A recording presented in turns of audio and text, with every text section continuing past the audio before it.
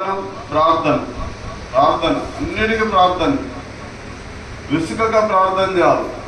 సమయం అయినా 1 గంట సరిపోతుంది, 2 గంటలు కాదు.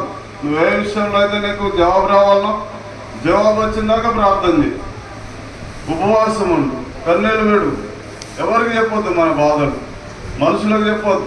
దేవుని దగ్గరికి రావాలి. దేవుని దగ్గరనే నన్ను పిలిచినావు, నన్ను ఏర్పాటు చేసుకున్నావు. నీ ఉద్దేశం ఏంది, నీ చిత్తం ఏంది? ఒకవేళ నీకు కుటుంబంలో ఏదైనా సమస్య ఉందా, ఈ సమస్య ఎందుకు వచ్చిందని అడుగు. దేవుడు అప్పుడు తప్పకుండా నీతో మాట్లాడుతాడు. హల్లెలూయా. పర్వతములెక్కి మ్రాను తీసుకొని వచ్చి ఈ మందిరమును కట్టించిన ఎడల దాని యందు నేను సంతోషించి నన్ను ఘనపరుచుకుందునని యెహోవా సెలవిస్తున్నాడు.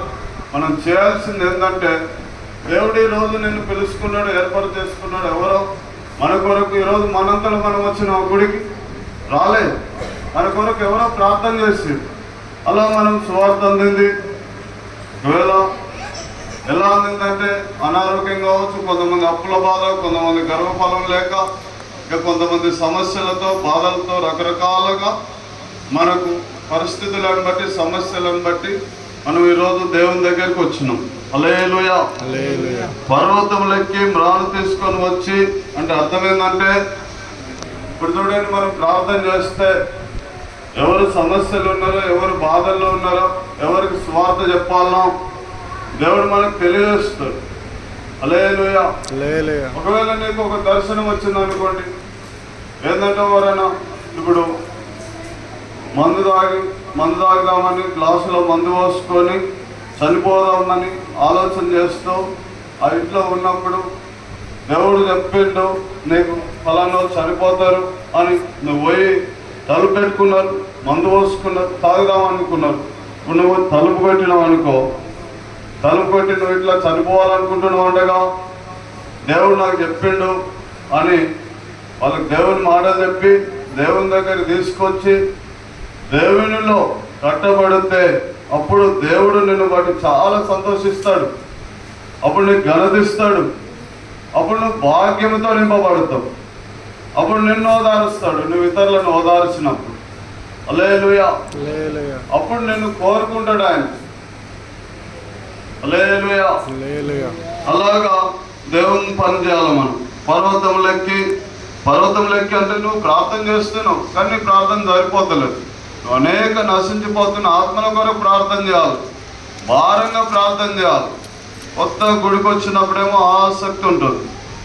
ఇక కొద్దిగా పాతపడ్డ కొద్దిగా నాకు అన్నీ తెలుసు అన్నట్టుగానే ఉంటారు చాలామంది. ఇప్పుడు చూడండి, చిన్నపిల్లలు ఉన్నారు, పుట్టినప్పుడు కొన్ని పాలు తాగుతారు.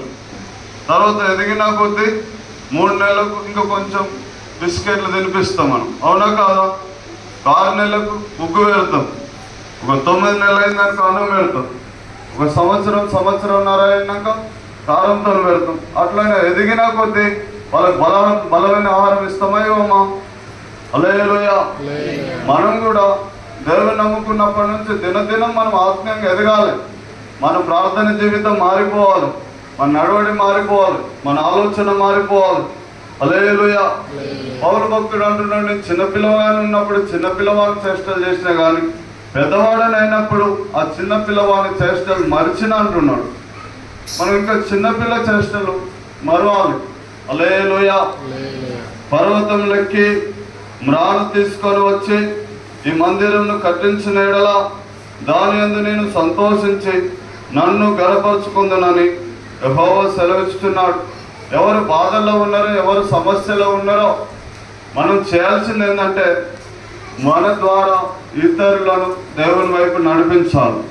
కొంతమందినన్నా దేవునికి భక్తులుగా మార్చాలి మనం. అది మనం చేయాల్సింది. హల్లెలూయా. నా బాధలు పోతలేవు, నా సమస్యలు పోతలేవు, మన బాధలు పోతలేవు అంటే అట్లా బాధలు. హల్లెలూయా. హల్లెలూయా. దేవుని ఆజ్ఞ. అసలు ప్రతి ఒక్కరిని దేవుడు ఎందుకు ఏర్పాటు చేసుకున్నాడంటే, మనం ఆయన పని చేయాలి, ఆయన రాజ్యము, ఆయన నీతిని మొదట వెతకాలి. అప్పుడు మనకి ఏది కావాలో అన్ని మనం చెప్పాల్సిన అవసరం లేదు. హల్లెలూయా. నేను అయ్యగారు సాక్ష్యం విన్నా. బైబిల్ కాలేజీలో ఉన్నప్పుడు ఆయనంట సబ్బు లేదంట బట్టలు ఉతుకోవడానికి.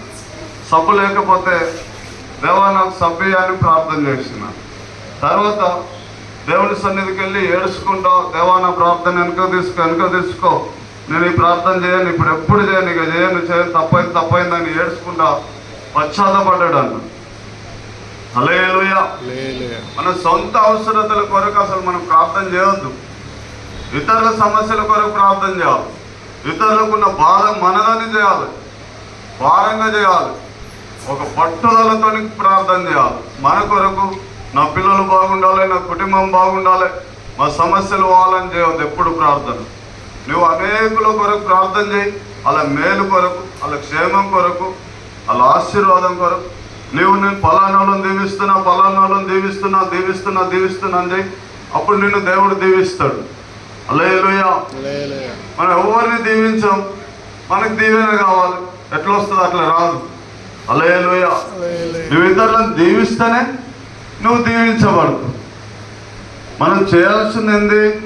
పర్వతం ఎక్కాలి. పర్వతం ఎక్కడం అంటే ఇంకా పరిశుద్ధత కలిగి ఉండాలి, దేవుని దగ్గరికి రావాలి, పట్టుదల కలిగి ప్రార్థన చేయాలి, ఉన్నతమైన స్థానంలోకి వెళ్ళాలి. పర్వతంలో ఎక్కడం అంటే భక్తిగా ఉండాలి, విశ్వాసంగా ఉండాలి, పట్టుదల కలిగి ప్రార్థన చేయాలి. అప్పుడు మ్రాన్ తీసుకొని రావాలి. మ్రాన్ అంటే అది ఉత్తమ మొద్దే, ఇక మ్రాన్ అనగా మొద్దు. హల్లెలూయా. మ్రాన్ అనగా మొద్దు. ఆ మొద్దును ఏం చేయాలి? ఒక మందిరం లాగా తయారు చేయాలి. ఆ మొద్దు ఉత్తమ మొద్దే, దాన్ని చెక్కాలి, దాని ఒక ఆకారం తయారు చేయాలి, దాని మళ్ళా బంగారంతో దాన్ని పొదగాలి. అప్పుడు అది మందిరంగా కట్టబడినప్పుడు ఈ పర్వతంలోకి మ్రాను తీసుకొని వచ్చి ఈ మందిరమును కట్టించలేడలా ఆ మ్రానుతో ఏం చేయాలంటే మందిరాన్ని కట్టాలి, అంటే ఒక మందిరం లాగా తయారు చేయాలి. హల్లెలూయా. దాని యందు నేను సంతోషించి నన్ను గణపరుచుకుందునని యెహోవా సెలవిచ్చుచున్నాడు. ఇప్పుడు చూడండి, నువ్వు ఒకరిని సువార్త చెప్పినావు, దేవుని దగ్గర తీసుకొచ్చినావు, దేవుని దగ్గరికి వచ్చినాక దేవుని మాటలు విని వారు భయభక్తులు కలిగి వారు దేవుని భక్తులుగా మారినప్పుడు, ఒక దేవుని మందిరం వాళ్ళు కట్టబడ్డప్పుడు వారిని బట్టి దేవుడు ఘనపరుచుకుంటాడు. అప్పుడు నీకు కూడా ఘనత వస్తుంది, అప్పుడు నిన్ను కూడా దీవిస్తాడు. హల్లెలూయా. ఇది చేస్తే మాత్రం ఇక్కడున్న మనందరం భాగ్యవంతులమైంది. ఇది చేస్తే మాత్రం తప్పకుండా మన దరిద్రం, మన శాపం అంతా కొట్టివేయబడుతుంది. అప్పుడు మరెక్కువగా మనం నింపుతాడు దేవుడు. ఇంకను యెహోవా సియోనును ఓదార్చును. సియోను అనగా దేవుడుండే స్థలం, చర్చిగా దేవుడు